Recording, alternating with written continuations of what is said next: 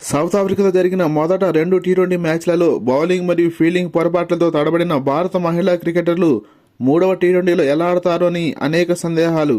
గోడకు కొట్టిన బంతిలా తిరిగి వచ్చిన భారత్ మంగళవారం జరిగిన మూడవ టీ20లో సౌత్ ఆఫ్రికాపై పూర్తి ఆధిపత్యాన్ని చెలాయించింది. తప్పులు సరిదిద్దుకున్న భారత బౌలర్లు పక్కా వ్యూహంతో వచ్చారు. ఇక ఫీల్డింగ్లో అయితే బంతి గాల్లో ఉందంటే చాలు భారత ఫీల్డర్స్ క్యాచ్ అందుకోవడం, సౌత్ ఆఫ్రికా బ్యాటర్స్ పెవలం చేరడం జరిగిపోయింది.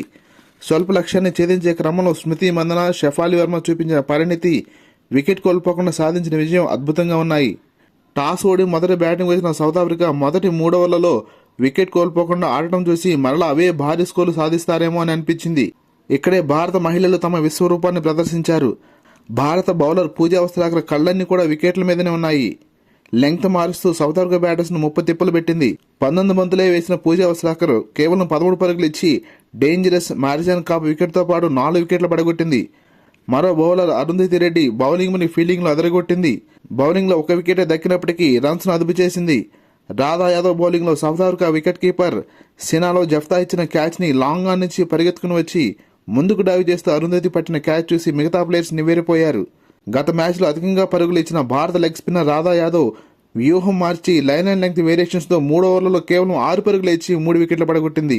బ్యాక్ టు బ్యాక్ హాఫ్ సెంచరీతో భారత్ ఇబ్బంది పెడుతున్న South Africa opener Tazmin Brits కేవలం 20 పరుగులు చేసి దీప్తి శర్మ బౌలింగ్ లో హర్మన్ ప్రీత్ పట్టిన గ్రేట్ క్యాచ్ తో పెవలియన్ చేరింది. 8 మంది సౌత్ ఆఫ్రికా బ్యాటర్స్ 2 అంకెల వ్యక్తిగత స్కోర్ కూడా నమోదు చేయకపోవడం గమనార్హం. సౌత్ ఆఫ్రికా 84 పరుగుల వద్ద వరుసగా చివరి 3 వికెట్లు కోల్పోయి ఆల్అౌట్ తో 85 పరుగుల స్వల్ప లక్ష్యాన్ని భారత్ ముందుంచింది.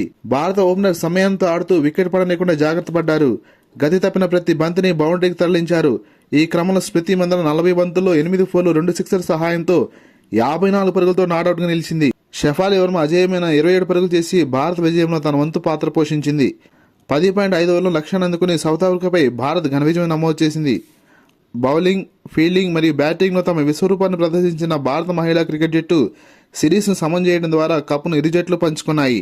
భారత మహిళా క్రికెట్ స్ఫూర్తి ఎంతో మందికి ఆదర్శనీయం. ఈ వీడియోను లైక్ చేసి ఈ ఛానల్ సబ్స్క్రైబ్ చేస్తారని ఆశిస్తున్నాము.